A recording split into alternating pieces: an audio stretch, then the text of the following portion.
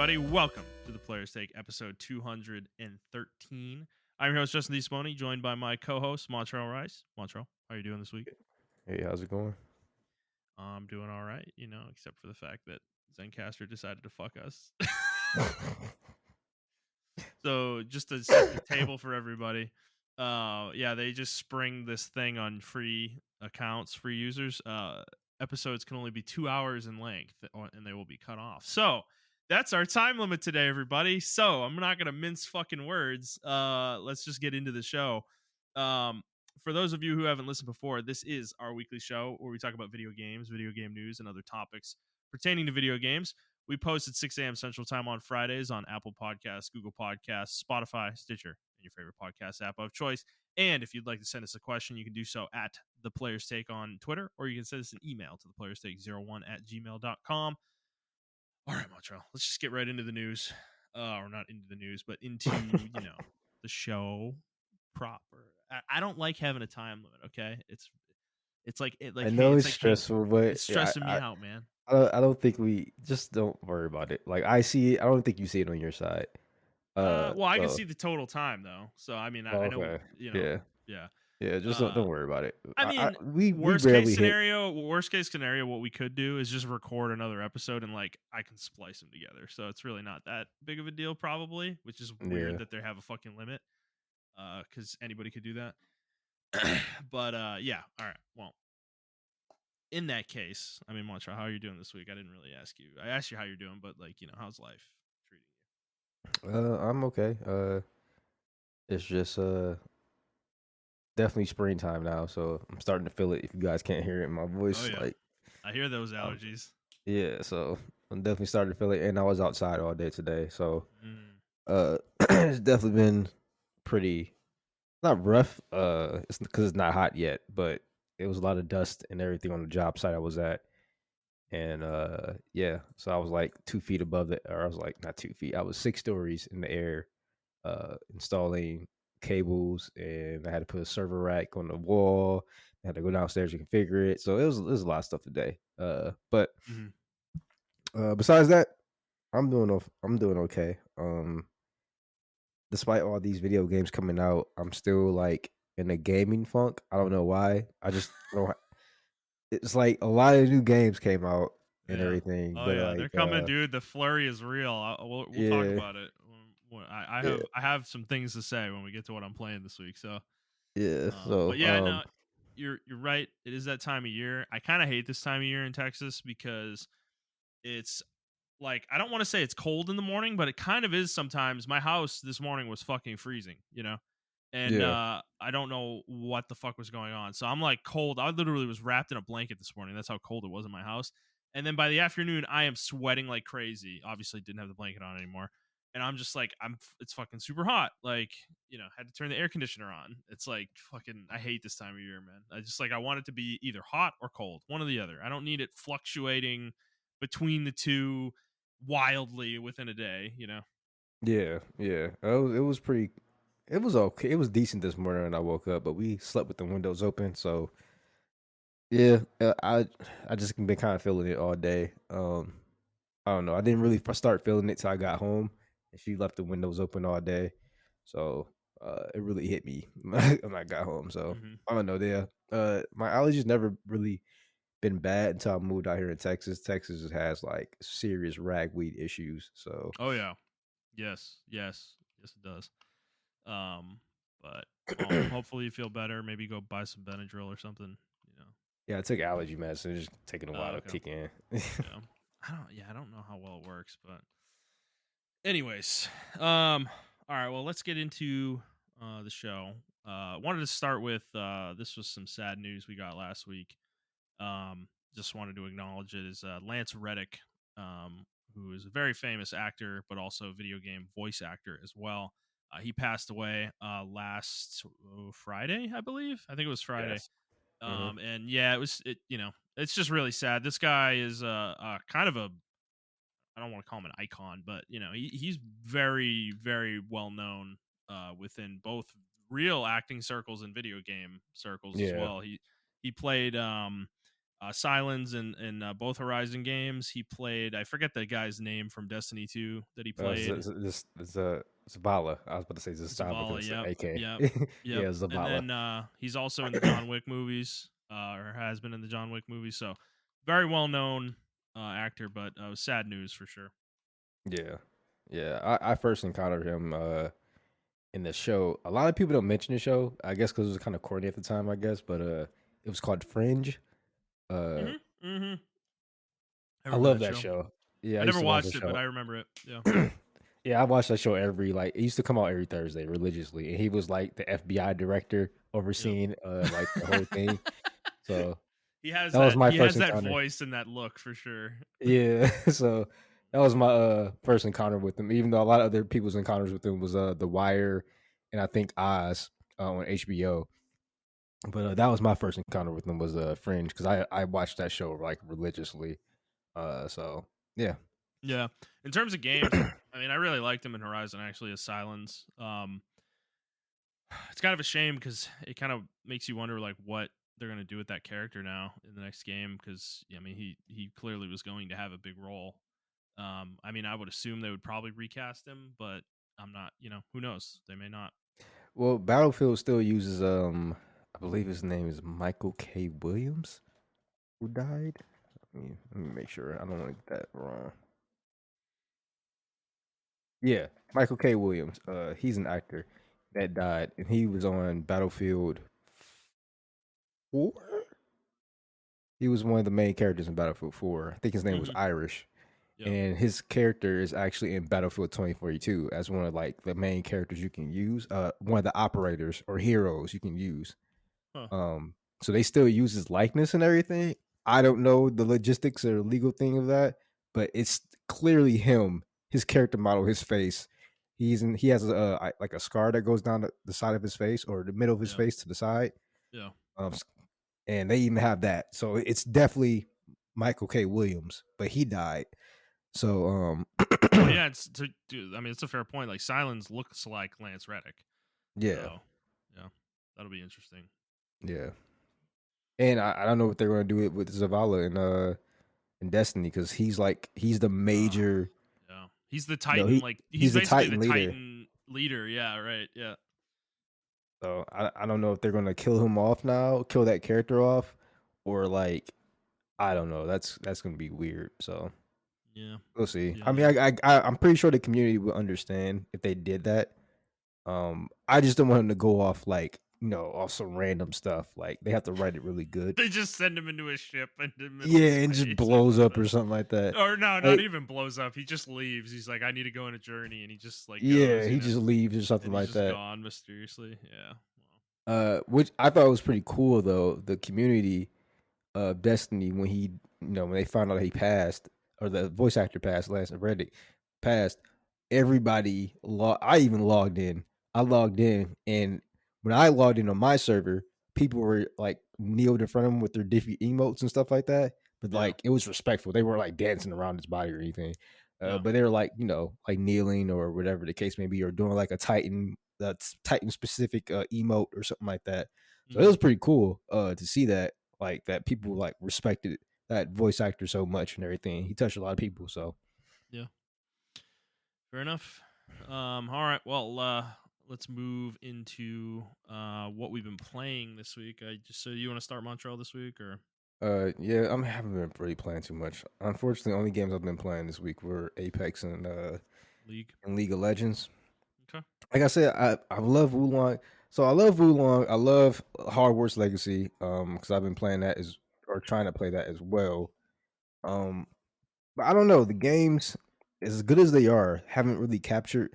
I think I just want to go back and play something old. You ever get that feeling where you just want to go back Oh, and play something absolutely. I'm old? actually going to talk Yeah, about that a little. yeah, I mean, yeah, it happens to me like once a year, I'd say almost. Like it's kind of happening to me right now. Like the release of Metroid Prime Remaster, like dude, it's sitting right next to me. I have it in my hand. Like yeah, I am going to play this when I'm like freed up enough to do it. Like when I finish Hogwarts Legacy, I'm probably playing that on Switch. yeah. So, yeah. For me, I just want to go back to a game I know how to play. Well, So like you like, right? Like it's yeah, comforting almost. it's gonna sound So I know y'all gonna be like, "Oh my fucking god, y'all!" So I was deciphering between Scarlet Nexus, Devil May Cry 5, That's random. or Yeah. yeah, I love Scarlet Nexus. I think it's one of their best, like one of the best anime games. To be honest with Yeah. you, out Yeah. that been made by Bandai Namco. That's not like that's like an original IP from them. I think this is one of their best. Yeah. Because they actually tried. And Kingdom Hearts 2 final mix. Mm. Hmm. So I don't know. Because I've been like Kingdom Hearts 2 has been like on my news feed and stuff like that. Uh and I kind of want to go back and play that shit. That shit is just looking at the combat, I'm like, man, I can see why I love this shit. I can see why people are just like, yo, this is the best Kingdom Hearts. Can you Uh believe that was on PS2? I can't believe that, man. Can you believe that? Like I can't believe it. that's fucking crazy, man. We there's some fucking banger games like on consoles you would think it was like two generations later, you know? Yeah, I don't know, man. Like that game is and it's like, oh, you can say it's nostalgia or whatever the fuck. But it's like even younger Kingdom Hearts fans are like, nah, man, Kingdom Hearts 2 is that's the deal. That's that deal, man. Like Mhm. then you go to Kingdom Hearts 3 and it's like, I see what y'all trying to do. But like, I don't know. Kingdom Hearts 2 is just like, man, the world design. Like, even though like someone was saying like the Joe Biden meme and fucking Trump meme, we're talking about fucking Kingdom Hearts 3 and 2. Like, yeah, Yeah. even though the worlds are super linear in Kingdom Hearts 2, they just captured so much charm. And it's like you go to an area, you fight, you get a little cutscene, and then you go. Like, that's all we wanted, to be to be honest with you. No, Like every dude, I'm gonna talk about this later, but yeah, I mean, dude, sometimes the simplicity of a game is actually a strength of it. You know how yeah, yeah, straightforward it is. Like Kingdom Hearts, generally speaking, has been a very straightforward franchise, and I think we like that. You know, like that's a strength of the series, in my opinion. yeah, yep, I didn't like three that it had like wide open areas and shit. It's kind of annoying, you know? It's like trying to yeah. find all the fucking chests. Like, All those it, fucking 300 crabs and shit. yeah, Like, fuck that shit, man.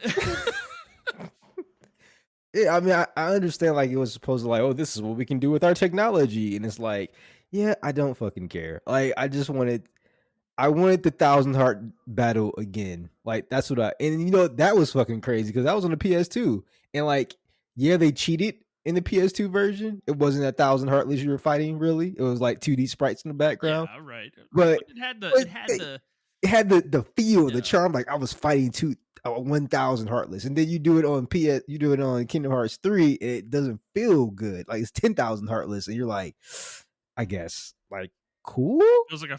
franchise trying to recapture magic that it lost. Yeah. So and I don't know. Like I said, I haven't finished Wulong. I haven't finished Harry Potter, and I love both of those games. It's just like I don't know. I don't feel like playing them as much as I want to play Wulong. Like Wulong makes me want to go back and play Neo too. Like every time I play, I'm like, I Mm. just need to play Neo too, bro. That's that's what I need to go. I know that game, and I just need to go back and play that game. Ooh, Like that's what I need. maybe we need to finish that co-op we never Yeah, finished, man. maybe. Because Uh, yeah, dude, I feel you. I feel you on that for sure. yeah, it was the same with Stranger in Paradise. I was just like, I just want to play Neo 2. Like Neo 2 is that good. Yeah. Um, but yeah, Apex, I've been climbing. Bro, I'm like, I hit platinum and then I No, dropped, I but I heard. hit platinum, bro. So I can finally say that I'm not the weakest link in the team now. You never were But the weakest link. I know. I'm just saying. I know how to. I I'm gonna be think I honest. think There's times where you guys give me a lot of credit, and like, yeah, like, but there are times where I feel like I'm the weakest link for sure. Like, there are well, nights where my head's not in the game. I'm not moving correctly. I'm not rotating right. I'm not with you guys. My shot is fucking terrible. Like, I have bad days, and like, everyone has bad days. yeah, I I know, but think yeah, I I think think the idea that you think you're the weakest link though is ridiculous. Like, well, it's just like I don't know. I guess because I play on controller, I guess that's why I feel like that. But it's like, um, I don't know. I know how to playing with solos made me so much aware of shit that I was doing wrong. mhm. Um, I love playing with friends and everything like that. But when I was playing with solos and I was doing research and everything like that, I know how to do 1v1s. I know how to do 2v2s. The only ones I haven't really mastered is, or 2v1s rather. Only ones I haven't mastered is 1v3s yet, because that's like super hard. But I can do a 1v2 easily now. I know how to split a team up, especially with the characters I know how to use now.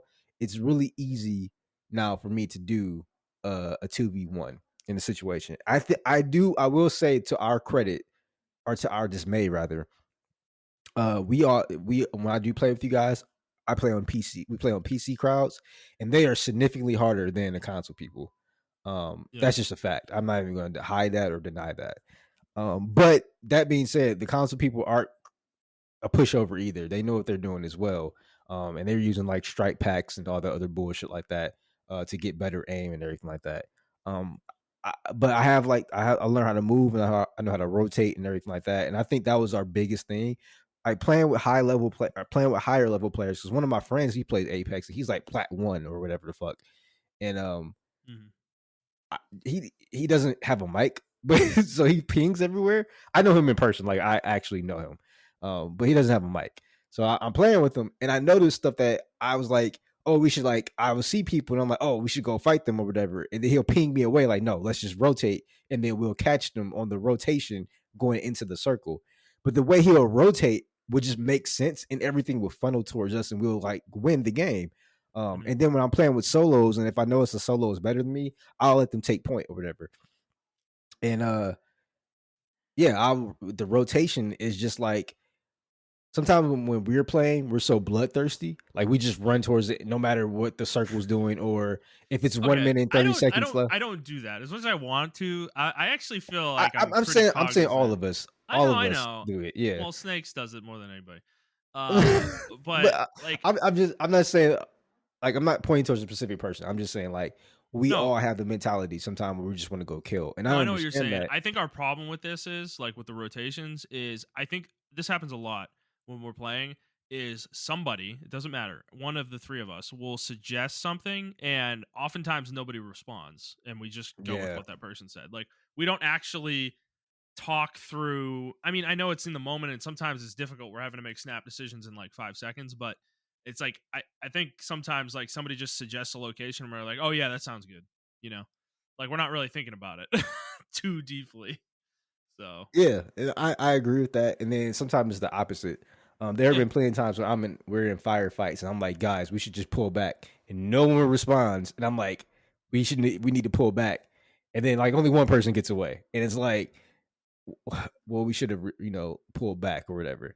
And I did notice that too when we were fighting, like when I was fighting with randos or playing with randos, a lot of times we would just run. Like we would fight, and then if we know that this is a losing battle or we're in a really bad position, we would just run. We wouldn't try to fight it or force it. Um, and I kind of respect that.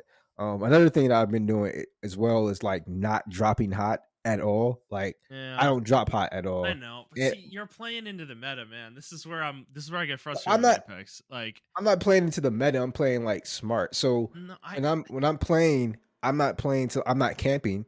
But like if I no. drop, right, I'm not dropping super sweaty. I'm not doing like, oh, I'm gonna drop at the fucking edge of the map and then whatever. I'm dropping like right outside hot zones, and then I'm third partying. I'm being a third party this time. And uh I think that's how you have to succeed in Apex. You have to be the third party. And if you recognize that you are the person about to get third party, sometimes it is better to just run away instead of just fighting. And I don't think that's just meta. I think that's just like battle royales in general. Um, No, I understand what you're saying, but everybody already does that. That's like my point. It's like this is why I don't enjoy Apex right now. It's because like everyone's doing what you're talking about. You know how many times that we like see a team and we start engaging them and they just run, like they don't even fight us. Like they literally just run away. It's like that. It's not a fun gameplay experience to me. It's become this game of like just fucking chicken basically, like where you both see each other and neither team even fires, like they're just looking at each other waiting for the other one to fucking like give up position basically, mhm. so you can take advantage. Like that's the game. It's not like obviously there's skill involved in the aspects of what I just described, but it like every game is like that. And it's fucking annoying. Like I don't feel like there was a point where Apex felt a certain way, and they've totally lost that magic for me, and that's why I'm not playing it as much. It's just like it's not there, dude. Like I like what you're describing. I understand it's being smart. You're like blah blah blah. You're being tactical. Great. I I'm not really playing Apex to be tactical. That's Well, that's another thing that's too, been my right? issue with this. Like PUBG is tactical. I played PUBG because it was tactical. We moved over to Apex. Apex was fun because it was a fucking run and gun battle royale. And it's not a Yeah. run and gun battle royale anymore. It's a fucking tactical BR with arcadey shooter mechanics, and it's fucking like annoying. Like I don't know. I just it doesn't. It's not jiving No, for me. and that makes sense. And my thing is like we need to establish like when we're playing if we're gonna be arcadey and we're gonna go into norms because norms is like that. No, I, yeah, I go yeah, I go into norms and I'm with randos and we're running and gunning like we're landing hot. Sometimes we're landing right outside the hot zone. We don't even give a yeah. fuck about range position. We're just pushing and trying to see how many kills we can Right, get or whatever. right. Um, and then another addition I like is like the custom or the LTM modes or the limited time modes like gun run, team deathmatch, and control. I like going into those because I can warm up and they're just fun. They're fun as fuck to play. To be honest with you, I know they're like more arena based. A lot in our group, besides Snakes, really doesn't like that type of gameplay. But I actually really enjoy it because it's like it's a really good, cool warm up, and I could test different legends in like a stress free environment and shit like that. I don't know, it's just really cool. But yeah, I mean, it is. I still get frustrated because sometimes I get people who don't people who land hot, and I'm like, I had to be on mic sometime. Like, yo, we're not that guy. Don't land hot. Like, you're not a streamer. And I think that's the problem with Apex and even some of us. Like, we all have this like mentality where like we are that guy, and it's like sometimes you just Well, gotta put no, your ego it aside. goes To back to what like, I was saying about it being run and gun game. It used to be a run yeah, and gun game, and I think we're still playing it like it's a run and gun game sometimes, and it's just not that yeah, game. yeah. It's not that game anymore. Um, so I mean, I understand. I actually like some of the changes they did. Um, but like people are still finding the meta. Like when I pick Catalyst, people pick Seer, and he's still fucking meta. Because when I put up my wall, he can see through my wall because I'm on his team. But another Seer can't see through that wall because they're on my team. So that's the meta right now. Catalyst Seer and or Catalyst and the Scan fucking champion or whatever the fuck. Um, but yeah, I actually like Catalyst a lot. So whatever. I think the character's cool and everything. And I'm using Mad Maggie and stuff like that as well. But yeah, I don't know. It's just a weird if we're gonna play like ranked, we got to be in the ranked mood rather. Excuse me, and we have to learn when to run from fights, but also when to fight. Which is funny because yesterday I was in the party the entire time for like an hour. I was trying to Mm. climb though. Oh, you heard me Um, yesterday too. yeah, Yeah. I was trying to climb though. So I wasn't playing with them because I first of all I came too late. And I was like, okay, I'm just gonna like be in the party, but I need to focus and everything like that. So I was climbing, but yeah, like the same shit happened. Like where it's like, yo, we two people were down, bro, and we just need you to pop one person. And you left, so it's like Well, okay, see, this it's is the not just problem. me. No, this is the problem. This is the thing with what you were talking about being tactical, like when to run, when to fight. I think the thing Yeah, is the instinct becomes run rather than fight, yeah, and then you don't know when to fight, and you make the wrong choice about running because your instinct is to run. And yeah, that's definitely a habit we have to break too. I mean, I the thing is I play tactically when we're playing Apex. Like, don't get me wrong. There are plenty of times where I recognize that we are surrounded and we need to get the fuck out. And I fucking yeah, scream into the mic, guys, fucking run. Run, run. Get out now. We're about to get pinched. Like, and it would have happened if we didn't leave. Like, so it's not a thing where I'm cognizant of it for sure. There's just times where I get frustrated, and like we do that too much, and then I just like I feel like we have an opportunity to like take a team out, and I sometimes I get frustrated and I fucking start a fight, and I fucking die because you guys aren't with me, or people aren't with me, or people had a different opinion, went a different direction. Like, and it's like, I mean, No, we I keep talking about agree. this every week, right? We're like, I don't think Yeah. the team doesn't have synergy right now. We aren't on the same page. Like, that feels obvious in both Apex and League to me Yes. right now. I feel like League is a lot better though. I feel like a lot of us are, especially me and you, we're more keen to. If we were me and you were to go into ranked, I don't think we would have an As issue duos, yeah, because as a duo. yeah, as duos, I don't think we have an issue. No, dude, like, the Um, thing is, I'm at there's times where I'm a little passive. You called me out on it yesterday, and I immediately, like, completely changed what I was doing, and we fucking, like, started dominating the lane. It was like, well, I I didn't was like call you giggling out. about it. I was just like, No, yeah. let's try to pivot and be No, more I mean, you aggressive weren't being a towards them. dick. Like, you just mentioned, like, hey, let's be a little bit more aggressive here, like, in this specific spot we're in right now, you know? And you Yeah, were totally right, dude. Like, we immediately started being aggressive, and they tried to fight us, and they lost. Like, we didn't get a kill, but we made yeah. them both leave lane for a little bit, you know, and it got us an advantage. So, I think that's the thing. I try to adapt to who I'm playing with a lot of the time. Mhm. And I'm used to Andy being passive, which again, it's like it's bad habits. I think I'm used to Andy being a little bit more passive, and I'm starting to play like that probably more by default. So when I'm with you, which I'm not with you as much, when you're playing support, you don't play support that much. Um, I'm like not inherently aggressive at the Well, moment. in So that particular case yesterday, I understand when people play passive because you want to see how the other enemy team's synergy is. So yeah, once I got killed that first time, I was like, okay, maybe us holding tower or freezing the lane under tower is not the best position for us because Poppy can put us under the push us into like 5 different walls when the yeah, lane is pushed up. So I said, okay, let's push this lane and then let's freeze it right smack dab where River is at because yeah, there are almost no walls right there for her to push us in. And when we did that, they couldn't fuck with us. Like we were out poking them every time she came up to fucking do something. We watered the bushes and we just yeah. kept poking her Well, ass. And then I started catching them in traps. Like, yeah, it was, exactly, yeah, yeah, and I think that's like one thing we just need better to do. All of us, including myself, is just like situational awareness and just adjusting. Like, yeah, I'm naturally aggressive, but then I'll recognize like, okay, I need to play super passive now because they can fuck us up if I go in this position or whatever the fuck the case may be. Like even when I was up top as Warwick or I was Aurelia as a Warwick, he was killing me early game. I'm like, I can probably get tussle with him like 20 minutes. And then at 20 minutes, 25 minutes, I was like, he couldn't kill me anymore because I was like, okay, I'm farming and everything like that. And he was fucking with y'all, but it was just like I know at a certain power spike, I can come in and like influence the game, and then you guys will start hitting y'all power spikes as well. So hmm I just think we need to recognize that. I will say it was only one game where I feel like we quit too early, and that was my fault too. I was like, oh, yeah, we probably should play that one out yesterday.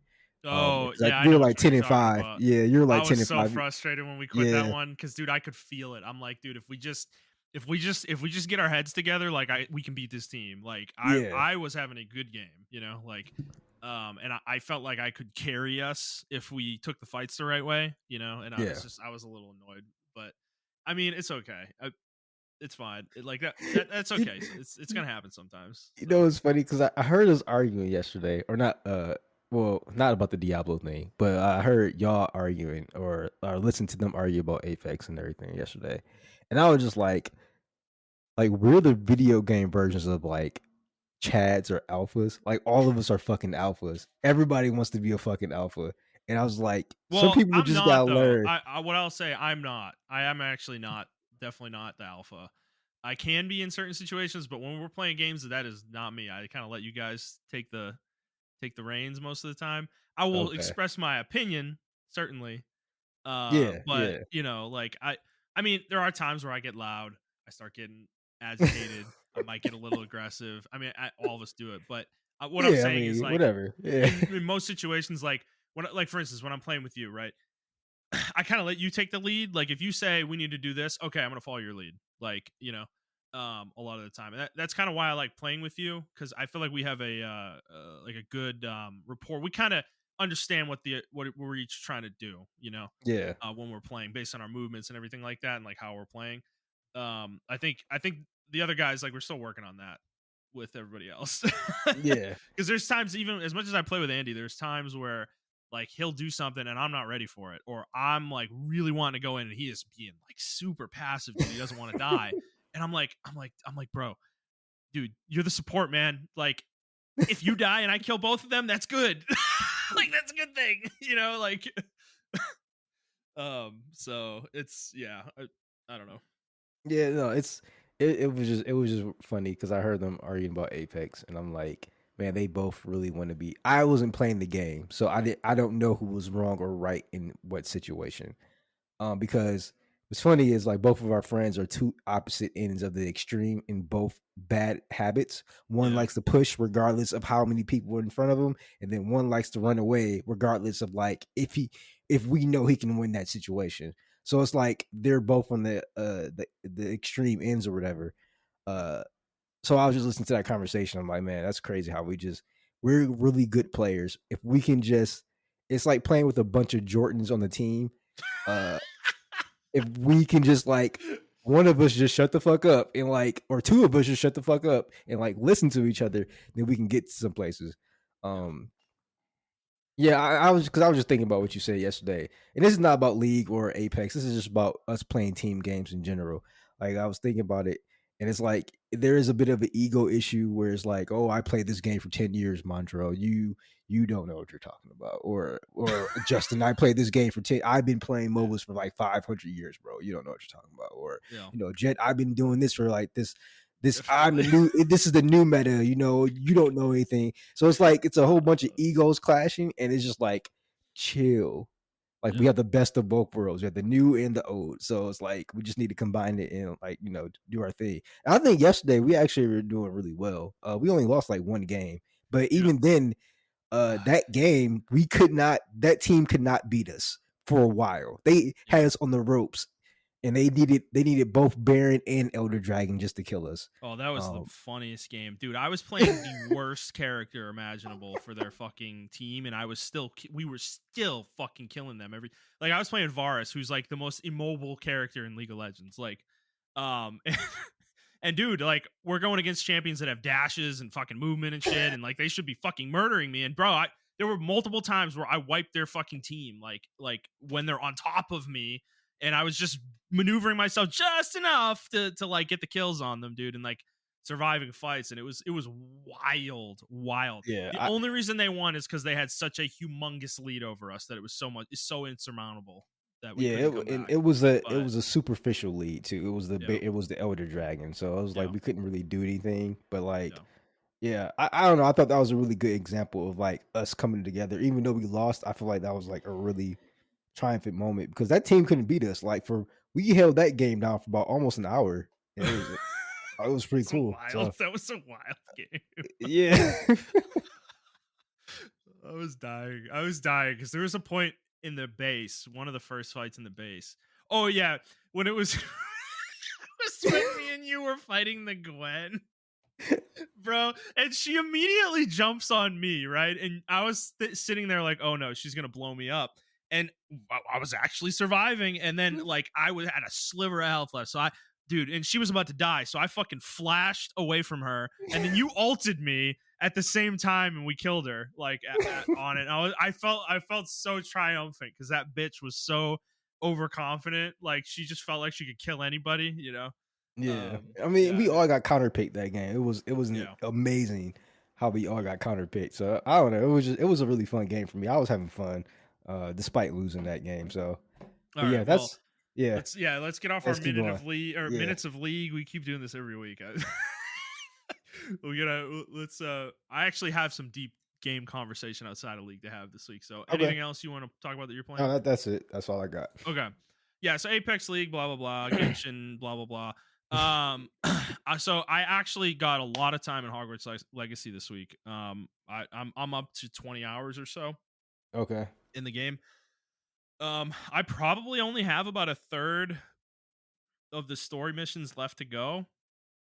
I'd say about 10 or 12, I think, from what I know. And this game, so all I've really said so far up to this point on the show is that I really like the world, right? The castle is really great. Hogsmeade's awesome. And I think they did a great job of making that immersive, right? And the game feels really RP heavy. Well, so that feeling as I played more of the game has totally, I would say, dissipated heavily. The more Wow, I've really? played the game, yeah, and and this is unfortunate. Yes, this is gonna get negative, guys. I'm sorry. Like, so what I'm gonna preface that all these criticisms I'm about to lay into the game by saying that I still like the game a lot. I think it's very good. I think it's a really good base for them to work with going forward. But I hope they don't take the wrong messages out of it in the next game because what I don't what I don't like. So I'll start, I guess, like after you start leaving the castle.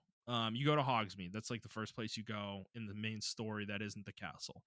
And the game starts having you explore a little bit outside the castle. And once you start getting into the open world, this is where it becomes obvious where the game's time was put, because the open world to me is very large and very empty. It's a Breath of the Wild situation. um, Mm. there are a bunch of activities on the map, and there are icons for these activities, and they will pop up as you walk by them. So they're kind of hard to miss. And these activities are extremely boring. Like, they are not fun things. The Merlin challenges there's like 7 or 8 variations of what Merlin challenges you will get, and they require a very specific spell most of the time. And there's one type of Merlin challenge that I don't have the spell for right now, and it's super fucking annoying when I like go to one that I need a specific spell for, and I just have to walk away and leave it there. It's kind of frustrating in that regard. And the rest of them are like, you need to destroy like a bunch of fucking balls on a bunch of pillars that are hidden around, or you need to take this big ball and put it in this hole, or you need to take these little marble size smaller balls and like stack them up on a couple different platforms. And then what's the other one? There's like 3 or 4 torches you need to light, and when you light one of them, there's like a timer on it. It like goes into the ground, and if you don't light them all before they all fall into the ground, you need to redo it.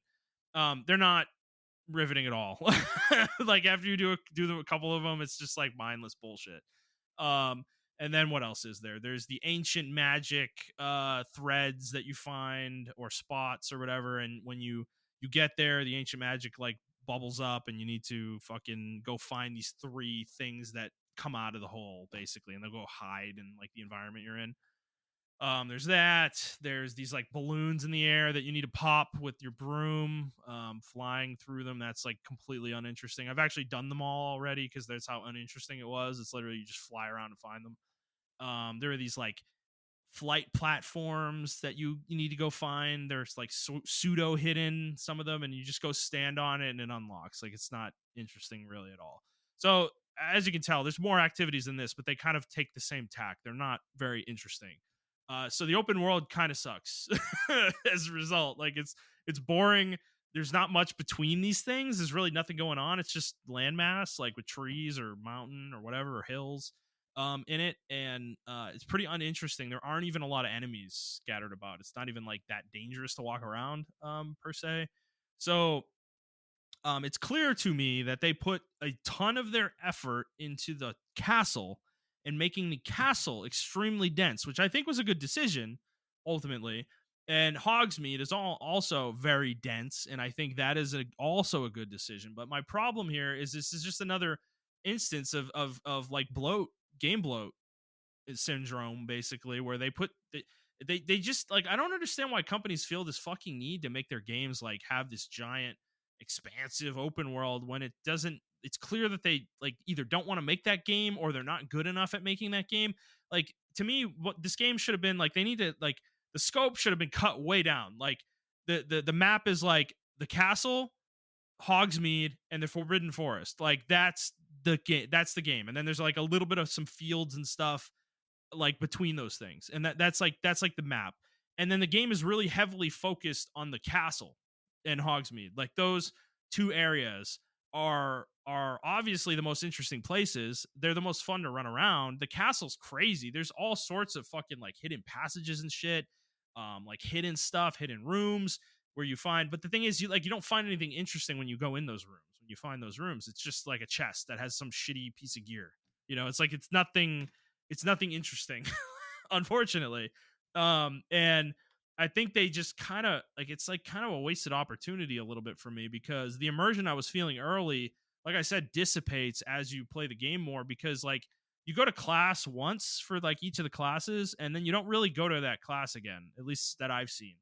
And I'm getting the impression that you don't go to that class again, like in a proper way where you're like there's a cinematic where the professor is actually teaching and students are interacting and all that. And I think that's like a really disappointing choice that they didn't lean more into this almost like persona style game design. Like I think this game would have been a lot more interesting if you actually had time management and like you played the year out as a real year, and maybe you don't play out every single day like you do in Persona, but you play out a week at a time or something like that, and you get a handful of activities you can do in that week, and that's the game, like that to me would have been probably a better choice in terms of the design because what they did was it's really weird actually. It's because the immersion breaks really fast once you leave the castle because you're like a student, you're supposed to be a student, and in Harry Potter, like in the students in Hogwarts don't just have fucking free range. They can't just go wherever they want. Like they don't get to just leave the castle whenever the fuck they feel like it. It's like that's not really a thing. Like there's a specific area they're allowed to go in, and that's where they go. You can't just go like 80 miles south and go wherever you want, Okay, like really? Okay, I didn't know no, that. no, like they're fucking students. Like they're kids. They're literally kids. Like there's a responsibility of the school to keep these kids safe, right? If they were allowed to just go wherever they want, that it's not like that's not real. It's not realistic. So you lose that immersion, and also the time component is also something that's lost. Where you can sit on going to your class, like say you need to go to potions class, you have the quest to go to potions class. You can sit on that quest forever and like just run around the open world and do whatever. There's no time component to it. The game's not gonna like punish you for like you're not gonna miss class, Yeah, So I can see why they didn't do that because a lot of people probably would be like, "Well, what if I don't want it? The game's very restrictive, and blah blah blah blah." I yeah. can see that. Yeah, but the thing is, does anybody say that about Persona? That Persona is really restrictive? Uh, Not really. That's not a yes, and complaint I see I of think Persona very I often. complain that the early game is really restrictive. Yeah. I think the early game is like super Which restrictive as I far can as like understand that, but they're trying to create a certain environment, I guess, that the game takes place in. And I think this game would have benefited from leaning a little bit more into that RP side rather than trying to make this Ubisoft style open world game, you know, that's yeah, like no, totally they free should and open. they should have definitely went down the Persona route with it a little bit more. Um, I don't know, They could have maybe just had casualized it as like what I was saying. Like you don't have to like Persona's hardcore, dude. Like you go through every day, yeah and and yes, there are periods where you skip sections of time, for sure in the game, and they kind of speed through certain parts of the time of a calendar year. But dude, you probably play through 100, 150 real days in the game. Like where you have a morning, you wake up, and then you go to school, and then there's the afternoon, and you have stuff you can do in the evening, and that's like your day. yeah um Again, they didn't have to do that here. They could have had like you have a certain amount of activities you can do in a week, but I don't know. I feel like it, like the whimsy of Harry Potter is really getting immersed in that world and like kind of getting an understanding of how things work. The game doesn't do a very good job of teaching people. Like I think people who have not experienced Harry Potter before aren't gonna get the magic, I think, in the way that you do reading the books, like to me yeah at least. Early in the game, I think they do a good job of it, but it falls away later in the game where it just becomes this almost like adventure game, like almost like a fucking like Uncharted game. It feels like where it's like you're running over here and then you're going over here and then you're over here. Oh, and then you're fucking fighting the troll. Oh shit! And then they're fucking like you're in this fucking dungeon and these fucking traps and these statues are attacking you suddenly, and it's like, dude, this is like I get it. This is like the trappings of things that could happen in the Harry Potter world, but it just feels so like there's too much of it happening, like because again, you're a student. Presumably, when the game starts, you're a student that got accepted into Hogwarts really late. Like you're a fifth year. You're coming in as a fifth year, meaning that you missed years 1 through 4 of your magical education. Presumably, meaning that you don't know magic. But the thing is, the game sets your character up almost to be like a god within this world. Like you can do things that no one else can fucking do, with magic specifically. And Yeah. it's like you are like a hyper powered psycho basically, because you're running around the countryside fighting groups of adults who are trained mages or fucking wizards, and you are fucking them up, dude. Like you are fucking the shit out of them up. Like dude, you're obliterating them. Like goblins who are more powerful with magic than wizards are, generally speaking, like you're fucking them up too. Like you're fucking fighting trolls, like it's giant spiders, all sorts of shit. Like you are uber powerful for your age and where you would normally be as a person in this world. And it's like that is another thing taking me out of the immersion of the game. Is just, again, it's just not, I just feel like it got away from them a little bit. Like they got a little too ambitious. They wanted to do too much in this game. And I get it, it's exciting. You have the Harry Potter IP, like you really want to do a ton of shit in it, but I think they should have cut the scope down and focused a little bit more. I think if they had made the castle honestly bigger and denser, and made that kind of your playground, I honestly feel like this game could have been like really fucking cool with the castle. As much as I think it's really cool now, like it could have been even cooler if it was a bigger playground within the castle to me. So Yeah. um, outside of that, the other thing that's kind of frustrating me too is the equipment system and like the quote RPG side of this game. It's just another one of these systems that's like so pointless. I don't even know why this shit is in the game. Like, it's just like the equipment is stupid, bro. Like you level up, like so say you're level 1, right? You get a level 1, you have a bunch of level 1 gear on. You hit level 2, and everything that drops now is level 2, and it's better than everything you wore at level 1. It's like, okay, like it's just there's no thought involved at all. It's just the numbers are higher. That's it. There's no like real interesting decision making happening with the gearing. And I think the leveling and talent system is pretty rudimentary and basic. I don't take a whole lot out of that either. It's not bad. It's kind of I mean, it's on par with like God of War or like, Spider-Man in that sense with the skill trees. But but yeah, the pure RPG side of it, I'm like, it's like this I don't even know why this game has gear. Like I think they felt the need to, given like what it is. It's a world of magic and like enchantments and shit, and your equipment's enchanted and all that. It's like, I don't know. I don't feel like it adds anything to the game personally. So I'm gonna finish it. I was when I first started playing it, the first like 5 to 10 hours, I was like, oh yeah, I'm gonna platinum this game. Now I'm kind of more just like, I think I'm just gonna beat this and move on. At this point. So All right. it's a good game, not a great game. Right now in my head, I'm kind of sitting around an 8 probably for it if I was going to give it a score. Um, but yeah, it's kind of where I'm at with that.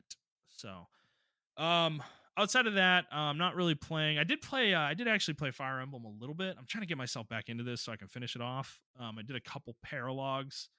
So I'm trying to get myself going with it a little bit more. But I did want to talk about though, this weekend we got Diablo 4 Yeah. open beta. Oh. I know you tried to express your excitement yesterday, and it resulted in Oh my god. I horrific was argument in the Discord. But how are you excited for this, man? Yeah, I'm actually genuinely excited for it.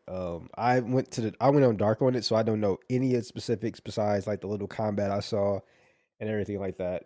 Um and to be honest with you, the stuff that I did hear yesterday when they were talking about the combat, I was like, oh, it's a little bit of Diablo Immortal and fucking Diablo 3. I was like, well, sign me up because the combat Yeah. actually looks good in those games. So yeah, I'm excited for it. I thought everybody else would be excited for it as well. No, But I told you this a few weeks ago. Dude, I told you. It hit the you're two of right. them, You're Brad and right. Jet. Actually, I gotta give Jet credit. Like, Yeah, I was surprised with Jet. yeah, I was I was really actually surprised with surprised Jet. at how much he was like kind of defending the game a little bit. Because yeah, Brad just did exactly what I said. He's picking at the game, looking for reasons to hate it. Like he doesn't want to like this game. Like that is Yeah. clear, and yeah, unfortunate for him, I guess. Yeah, but I am looking forward to it, man. I can't actually wait to play it. I don't know. I feel like we've been looking for that one game that will kind of unify all of us. Yeah, I yeah. think this might be the game, but I don't know. I thought it might be the game after last night. I don't know. Fucking know. I don't fucking know. Uh, Cause yeah, I just was not expecting that. But that's just not to our friend group. I think that's going to be the sentiment across the land. Oh yeah, I think a lot of content. I started Yeah, I looking think. around at stuff, dude. It's bad out there. There's a lot of negativity, man. People, Yeah, I think people I are see a like, lot of content creators already like yeah, jumping on this and starting to like hate on it and everything like that. Um, and I don't know. I felt like we do this, but like we're tame with it, if that makes any sense. And maybe I'm wrong. Y'all can call me out on shit if y'all want to. But I think in one game in particular, Anthem, like me and you did not like BioWare at the time, and we still gave Anthem a fair shot. right. Like And now, we wanted them to fix the game, yeah, actually. exactly. Yeah, Yeah, we were because one of the like few. We were two of the few people who wanted that. Yeah, yeah, like we wanted them to fix the game and everything like that. And I was actually very disappointed when they shut down that game. To be honest yeah, with you, yeah. but yeah, I don't know. I feel like this is their Bioware. This is a lot of people's Bioware to Anthem situation. They're coming from Mass Effect to Anthem or whatever the case may be. So I feel like they're going to be super negative, and I don't know. I just don't feel like it's super healthy.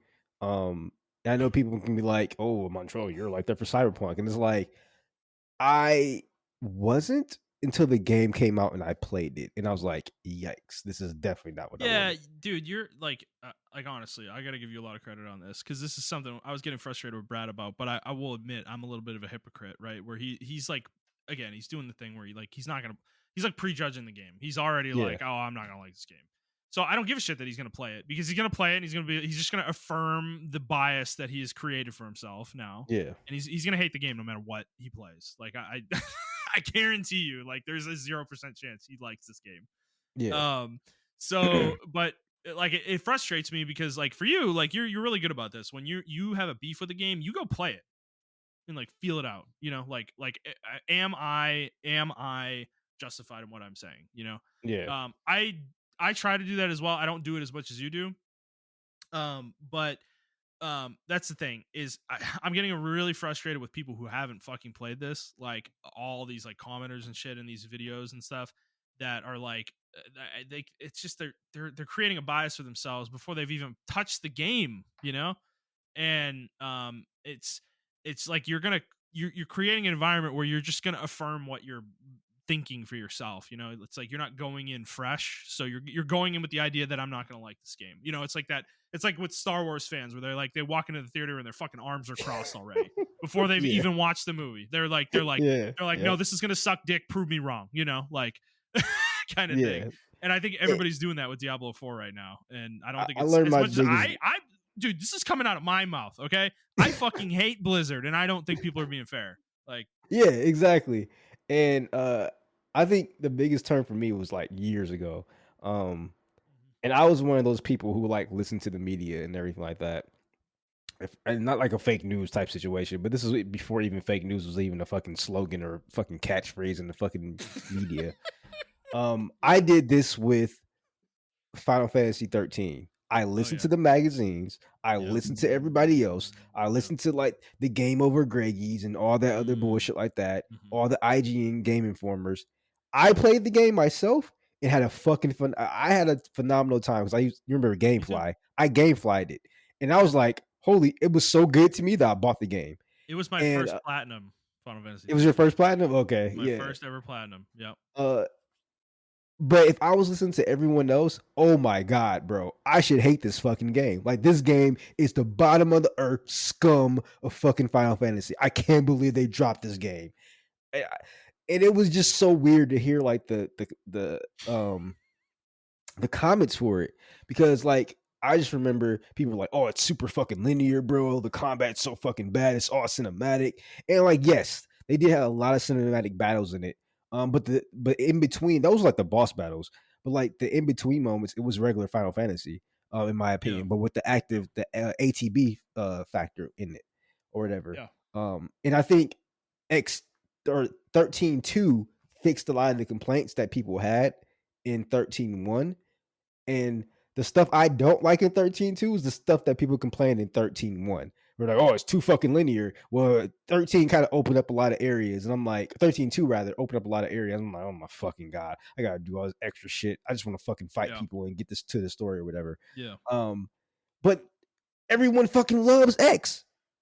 X is the 10, antithesis. Yeah, 10. Everyone is X is the antithesis of fucking, or maybe antithesis is not the word, is the epiphany of fucking linear. I don't know if people didn't play the same game I fucking played, but I love that game, by the way. Bro. But people that are game, in there. People are in their fucking cups with Final Fantasy X, and I've always said this ever since Final Fantasy 13 came out, because I had this opinion a long time ago. I played 13, and that was my moment where I was like, wow, everybody's insane. Like, the media is crazy. Everybody's just feeding off the media. Like, this game is fine.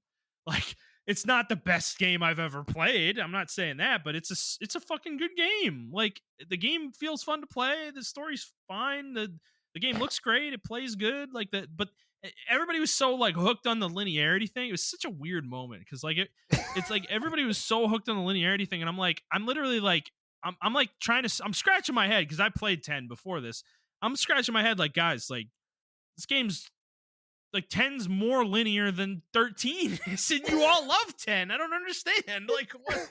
Am I a psycho? Like, what part of 10 isn't linear? Maybe the part right before you get to Xanarkand, like at the end where you're in that open field. Like that is the only open part of the game. Like, and that and to be fucking honest, that part of the game sucks complete dick because the game has random battles. Like 10 is insufferable because of the random battles. Like.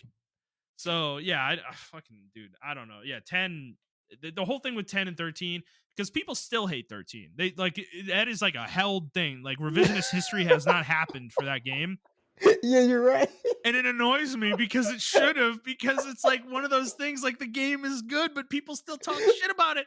And then Final Fantasy 15 comes out, and that game's a pile of shit, like absolute pile of shit. And I cannot understand. I can't understand how people think that game is better than Final Fantasy 13. I know a question. Sometimes it's one of those things where it's just like you gotta just like I know. Just take the lumps and move on. Yeah, you just gotta like you just gotta wipe your hands clean and just walk away because you would go crazy over it. Because I was the exact same way, especially when I got into like gaming Twitter and I expressed like it's almost like the Breath of the Wild situation. Yeah, like and Twilight Princess and Wind Waker, because I remember when Wind Waker came out. Oh my God. Everyone fucking hated Wind Waker. It's like, oh, this is cartoon bullshit. I want my Ocarina of Time Part 3. Like, I remember it, bro. And then I remember Twilight Princess came out. Everybody's like, "Ooh, yeah, let me eat that. Let me eat that shit up." And like, dude, that game's not that good. It's not. I can barely remember the story beats Twilight Princess. I remember you turn into a fucking wolf, and the little elf bitch that floats around is like, I think she's Zelda. I don't know. I think and she rides you while you're a wolf. Yeah, exactly. And then the weird final boss dude that I don't even like. I don't know. I don't even remember the final boss. See, I remember like linking Ocarina of Time to Twilight Princess, and with the 6 or 7 sages or something like that in Ganondorf. But I don't remember like the story beats behind it. I remember hating the wolf being a wolf. I do remember that. I remember the dual hook shots I thought were really fucking cool. But that's about it. The spinner top that you wrote. Oh yeah, the spinner fucking top. Yeah, that was cool. But yeah, anyway, like the ball and chain that you got. Yeah, I remember. I remember that stuff. The dungeons in Twilight Princess are actually fucking awesome. That's the part of the game. They are really good. Yeah, it's just everything else is like whatever, like. I don't know. The game's just not memorable. Like, if you ask about Wind Waker, I remember fighting Ganondorf and sticking the fucking knife in the sword in his head. Like, that fight was so fucking cool. That was the coolest fucking fight ever. Yeah. to Well, me. remember when you went back in time to like old Hyrule too? Like Yeah, that's a really memorable moment in the game. Um, man, Wind Waker is just really cool. I remember the fucking what's his name, the dragon on top of the mount of Death Mountain, mhm, that you had to stop, or that you had to like, he was something yeah, was on his tail, so he was like going crazy over it. yeah. Uh, hey, I just remember everything about Wind. I don't remember everything about Wind Waker. I need to actually play that I game, remember but everything about Ocarina of Time. because I played that game like 5 billion times, bro. I haven't played it Uh, for years, and I remember everything, like almost everything about that fucking game.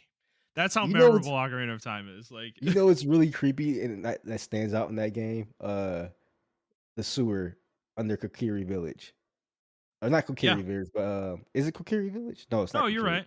Yeah, It's yeah, Kokiri Village. Okay, yeah, the sewer yeah. under Kokiri Like in Village, the and well. yeah, the Yeah, well, and then yeah, Spirit Temple, because they are so different from the rest of the game. Like the mood, yeah. like that was a torture chamber, and there was like blood splatter everywhere. That shit Oh was yeah, creepy as and you fuck have to the me. zombies. Yeah. Yes, yeah. Oh yeah. But yeah, I don't know. People have revisionist history about like Zelda, and then like I don't know, fucking Zelda. I think when Breath of the Wild 2 comes out, I hope that game's good because this can make it or break it for the franchise. If that game does not live up to one, it's gonna be like kind of crazy for Nintendo, in my Hmm. opinion. I'm really hoping that game, like, not for my expectations, but for like other people's expectations. I don't really have any expectations going into that game. But yeah, I don't know. All right. Yeah, Revisionist history thing is crazy. we got way off track. Yeah, Diablo we did. 4, excited for the beta. We'll try it. We're going to have thoughts on it next week, probably. And we'll talk about it some more. So, all right, let's move into the news. We got 59 minutes, Montreal, on our timer here. All right, let's go. So first piece of news is Unreal Engine 5 showcase. You mentioned this to me. I didn't have time to watch it too deeply. I did watch a little bit of it, and Mhm. what did you want to say about it? I guess like what Oh, really stuck out I to don't you? have too much to say about it, but I think somehow Fortnite doesn't miss. Even though it's not my cup of tea, I can respect what they're doing, and I like what they're doing with that franchise. Hmm. Um, they're almost going like the Roblox way, where you can start like now you can make, instead of making custom games, you can almost make full games it's called Unreal Engine Fortnite or something like that. You can put in your custom assets and everything of that nature. Um, Yeah, and it's pretty much forged from Halo, times a billion. And I'm glad like people are bringing custom games back, and I think they're bringing that magic back because a lot of genres spawned off of that, like the like you guys were telling me, tower defense, and obviously MOBAs. MOBAs. They were all born inside of other games. Um, so I mean, I think that's cool. I can't wait to see like these kids create out of these games and everything like that. I think it's also interesting that they touched on VR. So Roblox also has like a chat functionality to it that a lot of people don't a lot of people do know about and don't know about because the game like Roblox is so robust or like so expansive now. Hmm. Um but I think now Fortnite is trying to tap into that now. Yeah, Um to where they're like you can start having avatars and everything like that in Fortnite and having like a VR simulation thing where they already had the concerts and everything of that nature, but now they're trying to take into VR like a VR chat situation or almost like Roblox has as well. And I actually like how they're so confident in their creator thing that they're giving like 40% of their ass or their profits to creators, which is like really cool. yeah, Um, yeah, so I don't know. I know that they have a lot of issues as far as like legality wise and everything of that nature. Um, but I feel like they kind of navigated the PR around Fortnite and Unreal. They navigated it really well. Like when people were having issues with them stealing dances from black creators on TikTok, they are like, okay, well, put in the creator's name, and then we'll like because there's an option too to put in the creator's name, and then once you buy that dance, you can go and like associate with that creator or whatever the case may be. hmm, And like certain dances have the artist music on it, so the artist gets a piece of that cut when Unreal gets that. So I think that's really cool. That they're like going above and beyond to like appease their audience and everything. And yeah, it's not like in the quote unquote woke or diverse way. It's just like hey, all right, that makes sense. We'll do that, and we can still make a ton of money off of it. Like they're doing it the way like they're showing that even if you appeal to the consumer, the consumer will put money into you if you appreciate the consumer. You don't have to fucking nickel and dime them and everything like that. So Yeah. that's what this showcase showed me as far as like Unreal and as far as like, the technicality. Like I think if you're really into like gaming engines and everything like that, go look at this. Unreal Engine 5 is fucking might be the best gaming engine that we have seen in Yeah. a while. I see everyone going over to it because it's so diverse and you can just do a ton of shit in it. So yeah. Yeah, and I mean, companies are adopting it, dude. And like, it's becoming like a lot of companies that had their own engines, like proprietary engines, are dropping that for Unreal because it's just becoming so powerful as a tool Yeah. set, and easy. Honestly, the ubiquity of it is like, I don't necessarily like, I'm not necessarily like for monopoly in a certain sense, but in this situation, having everybody using the same thing is actually probably a good thing because it means talent can more easily flip between studios, things like that. Like it kind of Yeah. gives power to the worker a little bit more actually, if, in that situation, because yeah, it's like you can leave your company because you're not fucking working on like Dice's fucking Frostbite engine. That's not the only experience you have Yeah. in game engines. Yeah. Um, and no one else uses that shit. Yeah. So yeah, it's just interesting that I will say it's really funny, this presentation, because it is fucking nerdy as fuck. Like if Oh you yeah. watch it, there's literally a guy at a desk with the keyboard. They have like a camera on the keyboard and shit, and he's like walking through, like actually in the engine, like doing commands and shit, and like putting out like pulling texture from the fucking sidebar and shit, and like pulling it onto the like Yeah. art assets and stuff. It was I will fucking say funny. like it's if you're going in looking for a new video game, this is not your cup of tea. But if you like the No. technical side of video games, which I love, uh it was very informational or informative for me rather, because Yeah. that tool is just so powerful. Like I used to think um Unity was like the future, but like Mhm.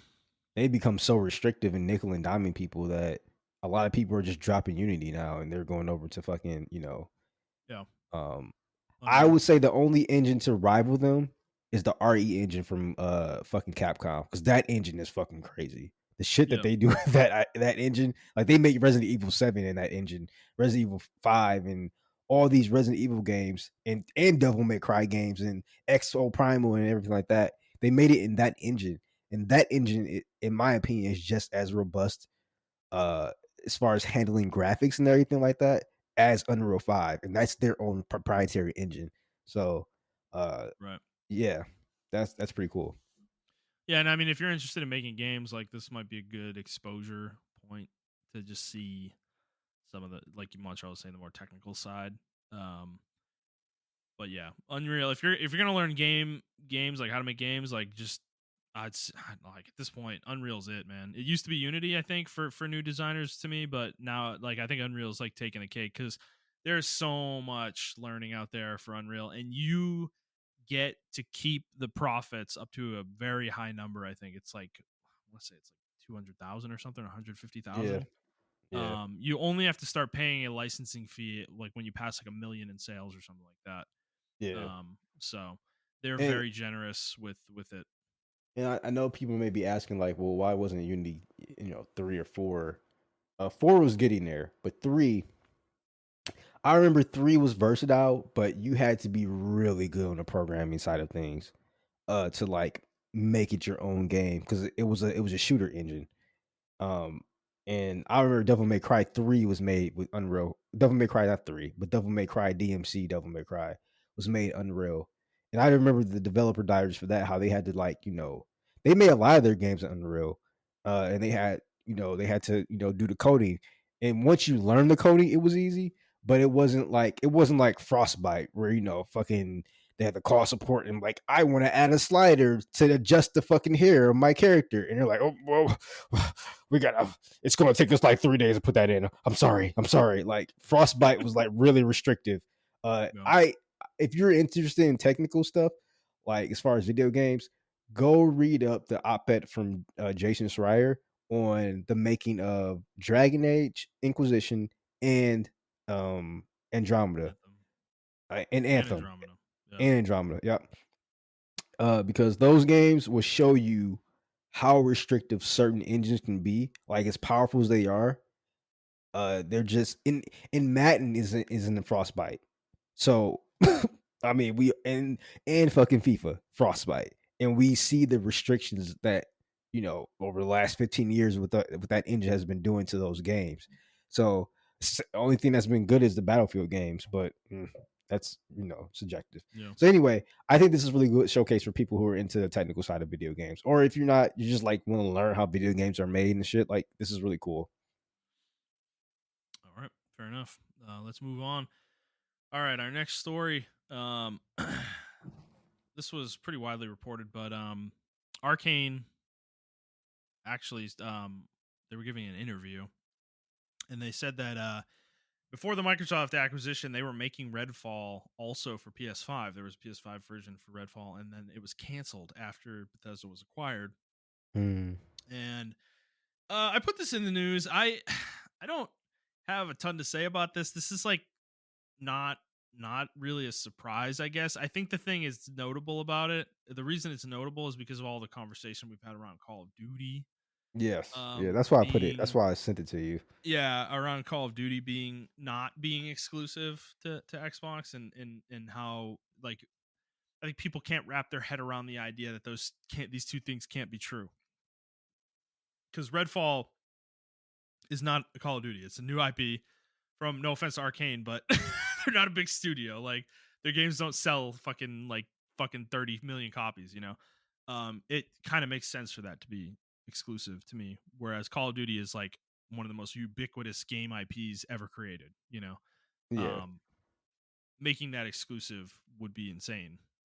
But what did you think? What do you think about this? How did this strike you? I think the reason I put this article in here because I was like, if I was Sony, I'd be like, see, look, guys, look what they did to Redfall.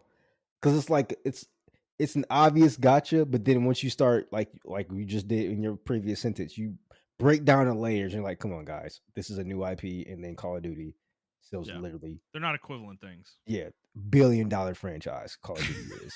So it's like Every year, literally like every every year. year, not $1 billion, like overall, like every Overall, year they make $1 billion. every year, like multi-billion-dollar franchise Call of Duty. Yeah, yeah, Like you can't compare the two. So I did see that in the comments too. Like people were, see, like, so Xbox does it again. And it's like, all right. I mean, you guys have a point, but like, even if I had done that, I would have been like, hey, like, make this exclusive to us. So I think this is really cool franchise, and make it exclusive to us or whatever. So, I don't know. That's why I put Uh, it in there, but I don't well, think it's a big deal. yeah. I don't think Sony is even going to talk about this. I haven't heard them talk about it because that doesn't help their point. Their point is specifically around Call of Duty. You know, Yes. they have made arguments where they don't care about anything else that Microsoft is acquiring. Literally, they said, Blizzard, fuck it, I don't care. Like, we don't care. King, we don't care. Call of Duty is the thing that we care about. We don't want them acquiring Call of Duty. Like, that is the thing that's like too much. And so, like, even if they brought Redfall up, it's not going to help their case, in my opinion, because they haven't been arguing about shit like Redfall. Like, they don't care. They haven't even argued about Starfield. And to be honest, they probably should argue about Starfield more because they were in talks to get it exclusive before Bethesda was acquired. So, and they lost that obviously when Microsoft acquired Bethesda. So, there's more of an argument there than with Redfall. It's like, Yeah. so yeah, I don't know. I mean, it makes sense, right? Like, Arcane, they're a multi-platform developer. They always were. And when they weren't, when they were acquired and became a first party, they're not making a PlayStation 5 game anymore. I mean, that makes sense. I mean, the thing is, I think people, this is what I get annoyed about with these conversations, is like, people need to start taking these things more case by case. Like Redfall, Starfield, Call of Duty, they're all different. They're all going to be handled differently. They're not the same games. They're not made by the Yeah. same companies. Like, their audiences aren't the same. Making Starfield an exclusive to Xbox is actually kind of a risk, in my opinion. And we're going to get into that a little bit more later. Like, but making Redfall an exclusive to me is not much of a risk at all. This game wasn't, like I said, wasn't going to sell like hotcakes anyways. So this is much more of a let's make Game Pass more interesting game than anything else, you know. Um, so then, like, were they were ever going to assume this was going to be a huge blockbuster game for them? I don't think so personally, but maybe I'm underselling Redfall's appeal. But yeah, that's just where it stands to me. So Yeah. okay, all right, let's move on. This is really big news. What we're about to talk about is it was just suddenly announced yesterday. There was some reporting on this actually earlier in the week and last week that this was imminent or that this was coming. Valve announced Counter-Strike 2 is coming, and it is going to be coming out in the summer. Wait, this year? Yes. Jesus Yes. Christ. And it will be a free upgrade to CSGO. Do they got gameplay of it? Yes. Yeah, no, there's already trailers where they've talked about certain things, smoke bombs and tick rate and things like that. So what to me, I know they're calling it CS or Counter Strike 2, but it does feel a little bit like an update to CS:GO. Because it is a free upgrade to CS:GO, so it is a kind of a continuation of what that game is, even if it might be a complete massive overhaul. Because your skins, I believe, are going to carry over. Okay. If you have skins in CS:GO, so yeah, it's almost feels like a reset for that game, but they're labeling it Counter Strike 2. But regardless of that fact, Counter Strike 2 is a big fucking deal because Counter Strike is a big fucking deal. Yeah. So. What are your thoughts on it? Well, rest in peace, Valorant. Yeah, yeah. Holy shit. Yeah, rest in peace, Valorant, man. I played Counter Strike. I was a little bit late to it. By the time I got to it, like early 2005, 6 or whatever. Because I know Counter Strike has been out since like 2001 or whatever the fuck. It's been out for a while. I got into it late, so I was a Team Fortress person. Like I got into Team Fortress 2 like crazy. But I think this is cool because that means Valve is making video games again. Yay! Well, okay, that is true. That was actually something I was going to bring up because not only this game, but Half-Life Alyx a couple years ago on VR, which is really good, by the way. If you haven't played it, they're back. I mean, they're back. They're making games. Like this, it feels like there was almost like a 10-year hiatus, but they're making games, man. It's great. I mean, we can finally get a Half-Life 3, hopefully. I mean, a new engine. So, I mean, that's what Half-Life 1 was made off of, or I think it was the opposite, right? No, Half-Life 1 was made with the CS:GO engine, right? Or the Counter-Strike engine, I believe, right? No, a Source engine. The Source engine is what it's called. This is now the Source 2 engine. Or Source Engine 2. Fun fact, Apex is in the Source engine. Yeah. So just to illustrate how big CSGO is, this last 30 days, average players of the game, 823,554. And that's funny because we never talk about this game. Peak players in this period was a 1.4 million. 1.416 million. That's crazy. This is one of the biggest games on the planet. Yeah, and we never talk about it, but dude, like this is massive news. Like this is a huge deal. Counter-Strike is extremely popular to this fucking day, which is funny because its design as a game has long since been moved on from, I feel like. Like it has been a long time since arena shooters like this, like tactical arena shooters like this game have been popular, even on PC. And the only game I say that that captured that moment and still going is Rainbow Six Siege. I think that has true. That's fair. that Counter-Strike element to it, but you can destroy environments with it's like a SWAT element to it. So Yeah, I think it still has that same thing, but like, on a different scale, if that makes any sense. Because it's an arena shooter. dude. So But dude, if you look at the Steam charts for CS:GO, it is wild to see where it was like 10 years ago and where it is now. It was under 100,000 peak per month, really? and it is now at 1.4 million peak per month. Well, if you go look at it, it has the entire history month to month, like a month to month breakdown. Yeah. And the game is actually peaking right now. It has been in an ascent for the last like 9 months. And interestingly, leading up to this announcement, and then there was kind of a tapering off in like the 900,000 range, 900,000 to a million range for like a year, pretty much. And then before that, though, there was like a huge surge into the 1.1 million range for like 6 months. And then it So kind of it valleyed before that and peaked before that again. Like it's interesting, but the further back you go, the numbers get smaller and smaller. This game actually has been growing steadily over time, it seems like. that's interesting because I would think like the newer gamers, the newer kids wouldn't like CS:GO. Yeah. To me that's interesting. No, dude, Counter Strike is big. It's always been big, man. I mean, do you remember 20 years ago when like Counter Strike was like really popular on Yeah. PC? It That's what I'm was, dude. talking about. It was a That's what wild time. that's what I'm saying. Like I thought that was the peak for Counter-Strike. Yeah, Apparently I'm wrong. Like, but it's you know what funny it that. is? Counter-Strike doesn't require Yeah, crazy computer specs. You can play that shit on like the yeah, bummiest computer. yeah.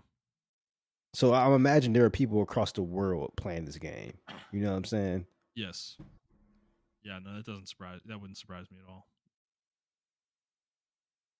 That's actually interesting. Move over, Yeah, Call of Duty. Counter Strike's back. Counter Strike too, dude. I don't know if I'm Yeah, into Counter Strike necessarily, but I um, respect it, man. I do definitely respect it. Absolutely. Yeah, for sure. Yeah, the thing is, it's a tactical shooter, but it's well, maybe we need to check it out when it comes out because you can tailor it. I'm pretty sure it's very customizable in the way you play.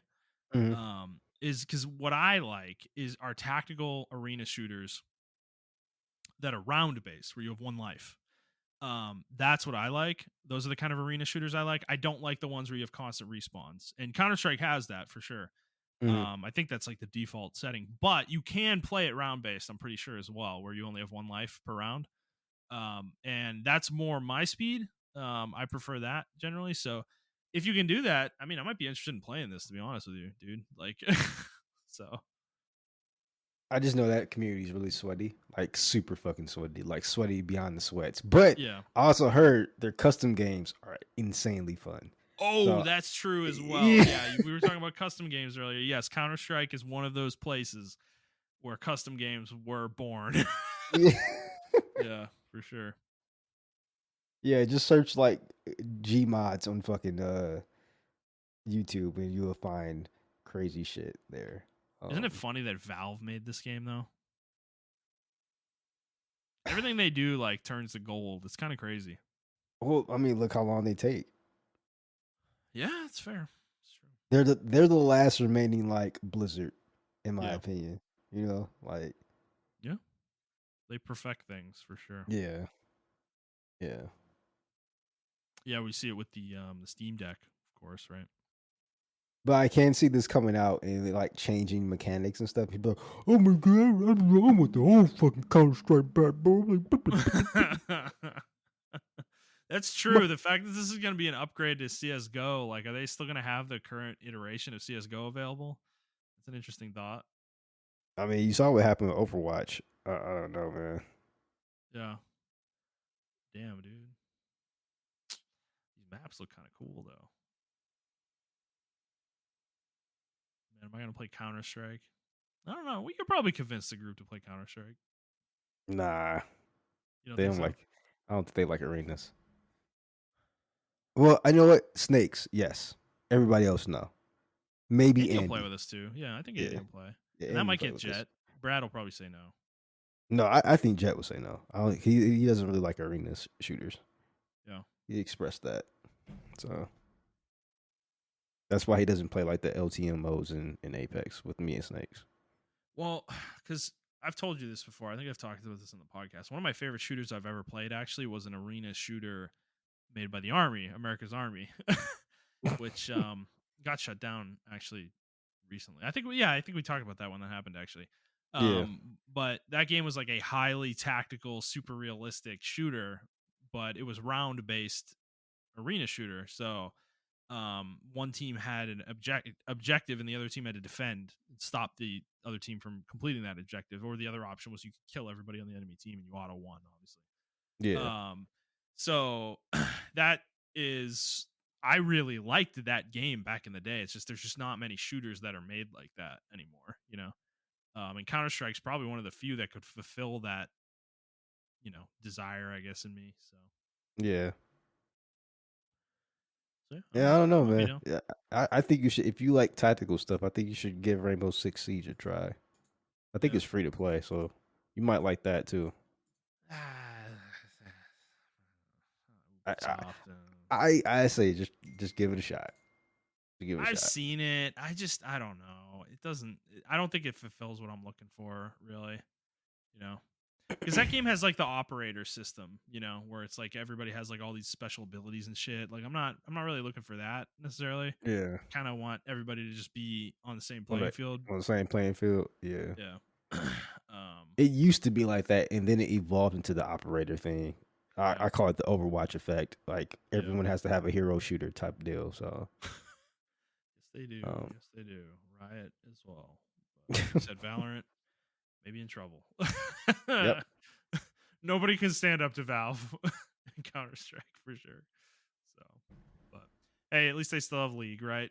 yep. Still beating Dota, which is funny that they're. It's actually kind of funny that they're like competing in two different spaces like that. Um, but Man, it's just weird. Dota and League, how fundamentally different they are. Like, I mean, they have the same fundamentals, I guess, but like Dota is you know, just. I feel like you gotta be a fucking chess master to play Dota, bro. It's man, so intimidating. It's it so really intimidating. it is. I was playing it a little with Brad again. Like I've been playing it a little with him, and Uh, dude, like coming off League, I'm like, oh my fucking god, like holy Jesus Christ, this is like I strapped 200-pound weights to myself, like trying to understand this game again. No, I'm not talking about in terms of mechanics and movement and anything. I'm talking yeah, like just I know what you're talking about. Just like understanding of the game, like understanding the game in how to general. play, how to move, what to do. Like, dude, it's so much more complicated than League. League is so simple. Comparison. I like I it's just like that is like an empirical fact. I don't give a shit like what you think about both games, like which one you like more than the other. Like Dota is Yeah. super complicated. Like it Oh, is insane. I would never deny that. Yeah. If anyone denies that, then they're like delusional. Like they Yeah. never watched a Dota game or even tried to play it. Well, that might be It, why League is more popular though, because it's a simpler game. It's easier to pick up. well, I'm gonna tell you the two things that like makes Dota super hard for me, right? And I can understand like the intricacies of it, but I'm talking about like when you get high level play. The simple fact that elevation affects your auto attacks and Oh, I love it. and taking away and you can deny your own minions. Those two things is like me trying to I'm just thinking about that right now, like how high level play must look. It Oh, must be dude. insane, bro. You should Like, watch pro games. That might get you into the game more. Because, dude, I'm telling you, this shit. Like you watch these people do in Dota games. The level of the positioning, like what they're doing with positioning, is crazy. The dance that they're constantly in is fucking nuts. Things that us low levels like plebs like don't even think about. Like, just dude, they are constantly like trying to gain positional advantage on each other in lane and stuff. It's nuts. And but don't forget, elevation also affects vision. That is another oh shit, aspect that's true. extremely important to elevation in Dota. Where, dude, if you're walking up an elevated slope and you have no vision, it is so risky to do. Like, God, you have no idea. It's like walking into a bush in fucking League that you don't know if anyone's there or See, not. that's insane to me. That's see Um, like shit like that is just crazy to me. Like I would be scared to roam. Like that's crazy to me. Well, remember too, day-night cycles. Your vision's lower at night. Oh, I forgot about the day night cycles too. You have a Yeah, smaller vision circle around your character at night. Well, most characters do. Some don't. There's a couple characters that actually thrive at night. yeah. Specifically, he's called Night Stalker. He's basically a fucking vampire. But yeah. So I don't know. I wish you would play it, but I wish you would just try it with us. Give it a shot, man. You know, we're gonna lose. We're gonna get our asses kicked, but it's okay. You'll figure it out. But all right, we got to keep going. We got 30 minutes on our timer, man. We got a couple more stories to get through. Yeah, We're yeah, almost yeah, there. yeah, yeah. All right. So next story. Moving on. This is a short one. Bait and Kados 1 and 2 HD remaster got a release date. It's coming on June 30th this year, so not We'll far be away. getting that. Yep. 3 months, and that's another nostalgia kick. Yeah, I'm gonna be playing it. You're probably gonna be playing it. I'm fucking excited for this one, but it's nice to know we got a date for it now. So, I hope this game like pops off. I really do. I really hope this game pops off. I don't know why, but I just really hope it pops off. well, yeah, I want another entry, dude. Like a Yeah. modern Bait and Katos. Kind of get a break from Xenoblade from Monolith Yeah. Soft. Yeah, I wonder what their next game is gonna make. I don't know. I feel like they're from software of Nintendo. Like they just can't miss. Xenoblade Yeah. Chronicles X2? Question mark? As long as they don't do the formula of X, I'm cool with it. Cause X, I played it and I'm like, woof. Woof. Y'all prerequisites for getting through the game is crazy to me. I'm okay with the formula of X as long as they make the story better. That's like the only thing they need to do, you know? Like I love the open world. I urge you. But no, the open world's cool, but I urge you go back and play it. It is a lot of. It's very old school. I remember the level gating and everything. Yeah, it's very old school in its design. Maybe don't do that shit again. Yeah, that was probably a bad call. You know, yeah, but everything else around it, like the exploration, the combat, like keep that spirit, the lore building and everything. Like keep that spirit, right? But yeah, get rid of some of the cumbersome elements of the game, the shitty story, the level gating and all that. Specifically around the story, that shit was really annoying. Yeah. But yeah, I don't know. I think they can do it. They probably could. I'm really interested to see what the new gamers gonna think of Bait and Katos. Cause I want to say, when was the last time we had like a really good card RPG like based off cards? I mean, they exist. Like they're around. There are plenty of card-based games out there. No, like not like fun. like Yu-Gi-Oh or anything like that. I'm talking about like No, I know. Like I'm thinking like Slay the Spire or Okay, yeah.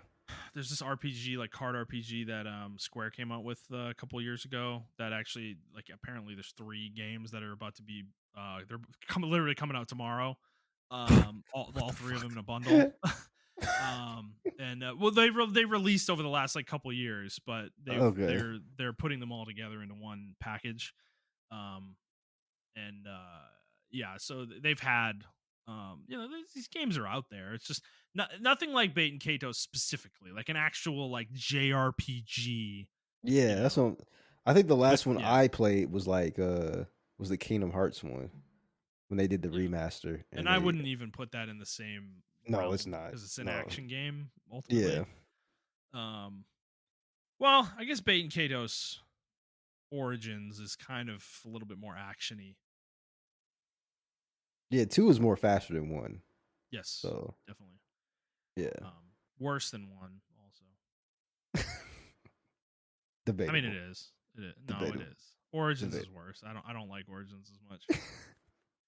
I think the story's worse. I don't like the gameplay changes as much. I mean, I'm not saying it's a bad game. Like it's still it's actually still a great game, but yeah, you're just saying in terms of Bait and Kato's world, it's the worst one. Yes, in relation to each other.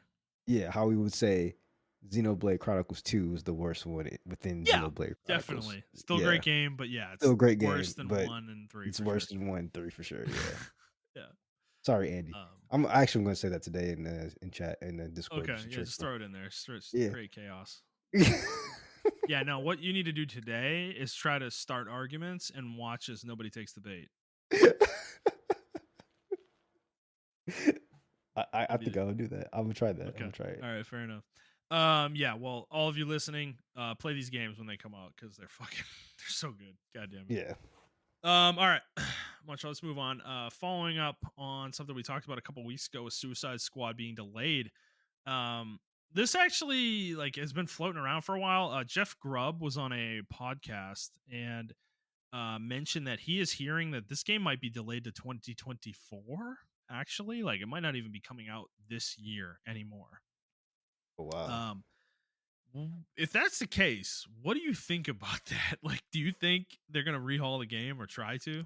So I know the article, and I read the article, and they're saying that there's no, pretty much they're just polishing the game. That's what they're saying. But the core game isn't changing. To me, that says we're taking out all the free to play elements, and we're going to kind of restructure the game to where it can be played as a singular experience, but also Yeah, maybe co-op. You know what I'm saying? yeah, Um, but they're gonna remove all the pay to not all the pay to win shit or not pay. It wasn't pay to win. I'm sorry, y'all. It wasn't pay to win. It was cosmetic shit and everything like that. I think they're just gonna remove that live service element out of it and just make it like yeah, more yeah, single player, more offline if they yeah, will. yeah. You know. Well, because Jason has a lot of comments on Twitter about this, where he's saying they're not changing the core of the game. But people are asking, like, okay, does that mean they're gonna take the live service elements out? And he's like, no. And he says maybe somebody asked about always online, maybe that requirement would go away. He said that's possible, but difficult probably for them to do. But I'm like, if you're gonna delay it this long though, where we're probably not gonna get it for a year from right now, probably. I mean, Yeah. what are you doing? You taking a whole year for polish after you were literally about to release it 2 months Yeah. from now? Like That seems the really. polish excuse is like, I first of don't know all, if I this buy studio is it. big. Like let's Yeah, not act like this studio isn't big. This is a right. Rocksteady's fucking huge. They got the money. Multiple They hundred yes. developers. Yeah, So they're not an indie studio, y'all. Like I know we like right. to throw that shit. The developers like they're like 20 people under a fucking fucking stairwell working on this Yeah, game. No, this is this yeah, is right. like this is Yeah, like a full ass company, yo. Like yeah, they have grounds, they have everything. Like I'm pretty sure they have a fucking cafeteria in their fucking building somewhere. So it's like like this yeah. is a full company. So I think the polish thing, why even show us that trailer and then weeks later after the backlash, This is a oh, we're reaction to polished. the backlash, dude. It's like Yeah. I like what I'm sorry. What else could it be? Like, And if but it is a reaction to the backlash, they're doing something. They're gonna change something. yes, exactly. Like, in my opinion, like what else? The game looks good, like graphically and the way it Yeah, plays, phenomenal, in my opinion. Um, but then you start pulling layers back and you're like, oh, live service, oh, mission design looks microtransactions, bland. Yeah, mission design looks bland, and it's like now we're starting to get into the nitty gritty and stuff. And it's like, what else do you need to polish? Like that was the game. Like, don't sit here yeah, and say you need to polish it. That was the game. You were planning on releasing it like in 2 or 3 months or yeah. something like that. Yeah, So I think it's a lot more realistic to say. I don't think the live service element's going away per se, necessarily. But I do think it's possible they're going to use this time to redesign elements of the game, like level design or mission design. That they yeah, could I think it potentially would do be less that for sure. invasive. I think it would be Yeah. less Yeah, invasive. and they could tamper down the microtransaction elements, certainly. Maybe Yeah, rethink their battle pass, whether they want to even have one.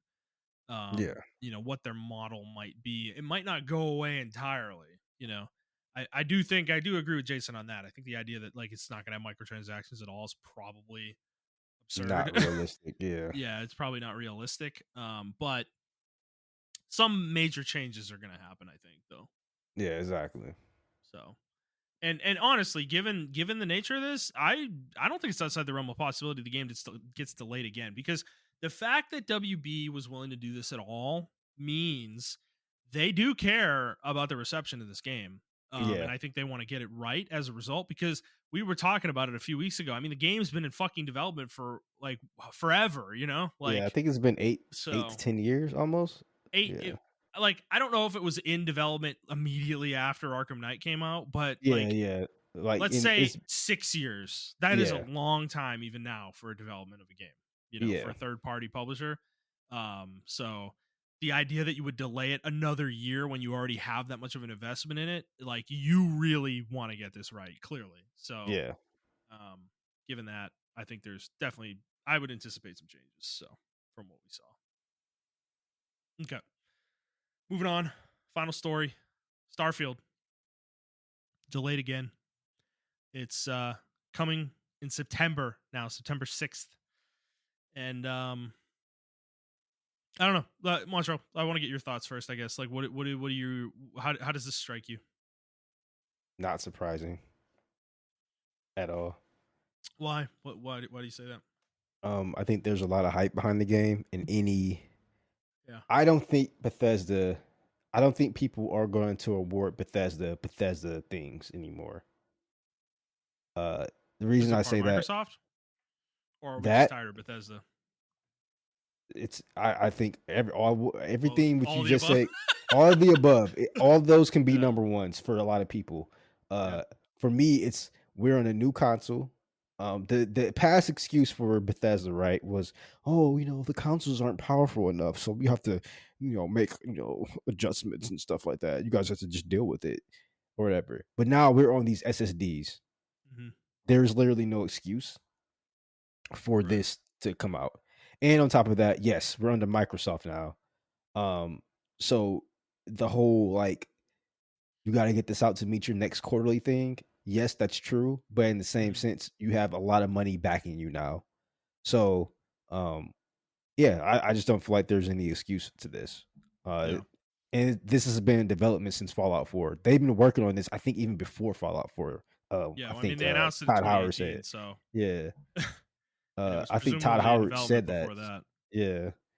Yeah. So yeah, this game has to live up to a lot of expectations because they're putting like their major franchises on hold, like particularly Elder Scrolls. They're putting that on hold because of this game. So I'm not surprised that it got delayed. Um. So yeah, I mean, I'm not surprised. Well, this to me, I mean, it makes sense. Again, I'm not surprised either. But the reason to me is I think this is the most important game Microsoft's probably going to release.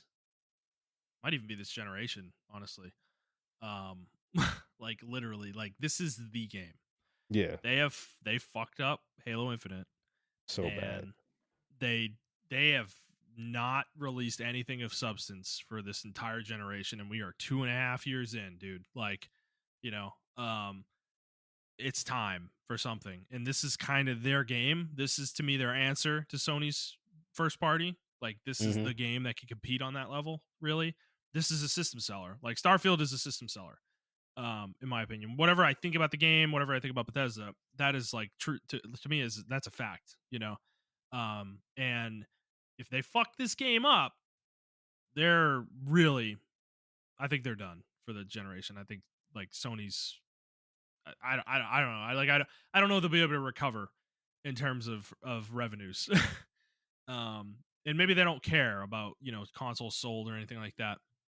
I mean, we've been saying that for a while, but um, if this game disappoints or is bad or isn't up to snuff, like, I think it would be fucking catastrophic for Microsoft and Bethesda. Because Bethesda, especially like Bethesda Game Studios proper, the one making this game, like, they're on notice. Like, they've not released a good game in a long time. you know, um, I would almost argue Skyrim was the last time they released like something that people really look at as truly great. Hmm. So I mean, they need a hit as well, especially given how long they've been working on this game. So I don't know. I think it's a big deal. I think I could see another delay. To be honest, like, I don't think this is the end. I really realistically think there could be another one. And also, they're setting themselves up in an interesting position because we don't know what Sony's fall looks like at all right now. The only game we know about that has anything of a vague release date is Spider-Man 2. which theoretically could be going up directly against this game on September 6th. Like that is the same month that the original Spider-Man released. And we don't know about what other games Sony has up their sleeve that they haven't Yeah. even announced yet that could be coming out in the September time window either. So, it's an interesting date for sure. Um, if they delay it again, I would assume it would be out of this year. I don't think they want to go up against Call of Duty or Assassin's Creed, even though they're arguably bigger probably than Assassin's Creed. Like I don't think they want to be in that muck of the Yeah. October November period. Than like whatever fucking Nintendo does with like another new Pokemon game or some shit, you know. So yeah, I don't know. It's interesting. I mean, I'm very interested in this game. I'm probably not going to play it, but I am extremely curious of how it does because I do think it's like one of the most important games Microsoft's had in their lineup for a long time. So Yeah, no, I agree. okay. Anything else on that? Nope, that's it for me. All right, fair enough. Okay. Let us move on to our final segment. Following up on Guess the Metascore from a few weeks ago, where we guessed Resident Evil 4. Montrell, you were right on the nose. 9.3. It is sitting at a 93 on PS5 right now. Really? That's 92 on interesting. PC, 91 on Xbox Series X. But I will give you the perfect score on that one. Yeah. I mean, I actually wasn't even. I thought it was good. The fact that it got almost tens across the board, I wasn't even Yeah. expecting that. I knew it was gonna get high, but like tens. Yeah. I gotta play. I didn't even play the demo. Like I don't want to touch the game until it comes out. Like Coming out tomorrow. yeah, no. This is I'm it. not. This is your game, man. You're talking about nostalgia. Here it is, dude. Like, Yeah, I'm play not something touching. comforting, right? Yeah, I Well, think this is my not comfort comforting. game. I don't know if Well, Resident Evil's to me it comforting. is. But okay. Yeah. Uh, yeah, man, because this game is like, I read the reviews on it, and people were like, "Yeah, man, they're doing it again. They're redefining the genre. They're redefining everything." Because this Resident Evil 4 defined the over the shoulder. That Yeah. shit was like revolution. Y'all, people don't understand how revolutionary that shit was. That was like Yeah. revolutionary. That camera angle. Mhm. And I don't think Resident Evil gets the credit for that shit. I think it does. Some people credit it for it, but some people don't. So Yeah. I don't know. It was one of the first. Now that I think about it. Yeah. Yeah. I mean, because Uncharted came later and kind of popularized it for sure. The Yeah. third person over the shoulder, but yeah, Resident Evil was probably one of the first. Yeah. I mean, even Cliff Blaginski or whatever his name, Blazinski. says he got the idea from Resident Evil and another game called Kill Switch that did the Okay. over the shoulder cover. Kill Switch was the first one to have like cover mechanics. And then Resident Evil was obviously the one to do the over the shoulder thing. And he's like, he was so amazed by that game. That's when they started Gears of War. Nice. Okay. That's cool. I did want to mention one thing. I didn't mention it when I was talking about games I'm playing, kind of my thought process right now. So I want to get through Hogwarts Legacy. I just kind of want to get that finished. But I was talking, you were talking about earlier, like like playing something nostalgic or something just to kind of like play something comforting. I'm actually kind of in the opposite headspace right now.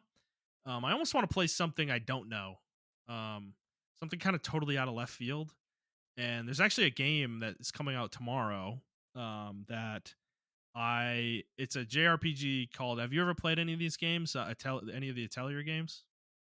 The Atelier games?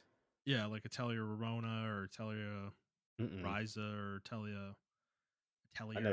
never played those games. Okay, well, they've been around for a long time. There's a fuck ton of them. But I've always heard of them, and I've never dabbled. And I started looking into Atelier Ryza 3, which is coming out tomorrow on PS5, and kind of looks like a game I think I would like. it's like it's honestly like kind of a crafting focused game. There is combat and stuff, and it's a JRPG, and there's an adventure and everything like that. Um, but yeah, it's like really crafting heavy. And I was like I was like looking at the game, and you know, I like in MMOs. I was thinking about MMOs because in MMOs, I'm like the guy who like goes crazy with crafting. You know, like I go like like in Ion, I like fucking went crazy with crafting in that game. You know, in like Final Fantasy 14, I was like trying to level all the crafting things to level 90 or whatever to max Yeah, level, and I'm like, why don't I just try a game like this? You know, like I've never done it in a single player game like that because most of them aren't deep. But this series seemed their hallmark is like really deep um crafting stuff like alchemy and things like that. So I was thinking about giving it a shot. I don't know if I'm gonna do it like right away, but um I just want to play something out of left field, and just see where that takes. Because I'm just kind of getting so tired of AAA games. They're just all so fucking the same at this point. Like there's so many similarities between them. I don't feel like there's yeah, a lot of creativity and innovation happening. Like I'm feeling real like my come down on how Hogwarts Legacy is like kind of hitting me a little hard right now because I was like really whimsically into the game early on, and now the more I'm playing it, the more I'm just like, ugh, it's like Assassin's Creed with like a fucking Harry Potter skin over it, And it's like I mean, it's just it's like disappointing. So I kind of want to just like play something totally out of my wheelhouse, which JRPGs aren't out of my wheelhouse, but a this series like style this, is. Yeah, yeah, this style definitely is. So I don't know if I'm gonna pick it up tomorrow, but maybe in a few couple weeks. I don't know, a few weeks. Give it a shot. We'll see. If I play it, I'll let you guys know. Anything you're looking at coming up? uh, Eyes versus Evil and Star Wars. I mean, there were a couple of like indie games I'm looking forward to. Like later on this year, fucking Cyberpunk Bomb Oh Rush is yeah, being yeah. released, and DJ, I'm really jealous of DJ because he got to play at the GDC, and he Mm, loves it. mm-hmm. He's not really into that franchise or that Mm. genre like I am. So if he He didn't loves it, then appreciate it the way you no, would. he's actually like, yo, this is like the dopest thing I ever played. Well, he So told he played Mina the Hollower too, and I'm like, motherfucker, dude. Yeah. so I mean, there's a couple indie games I'm looking forward to. I'm also looking forward to playing Advance Wars and everything like that. Yep. Mega Man Battle Uh, Network Legacy yep. Collection. Uh, Yep. which is interesting. It was a YouTube video came up about this game, and I didn't know this game had like a small esports scene, which is weird. Yeah. Advance Wars did. Um, Wait, what? yeah, it did. It had a small esports scene where people will like meet up and Okay. because it was on Yeah. GBA, so people will like meet up and like have tournaments and stuff like that.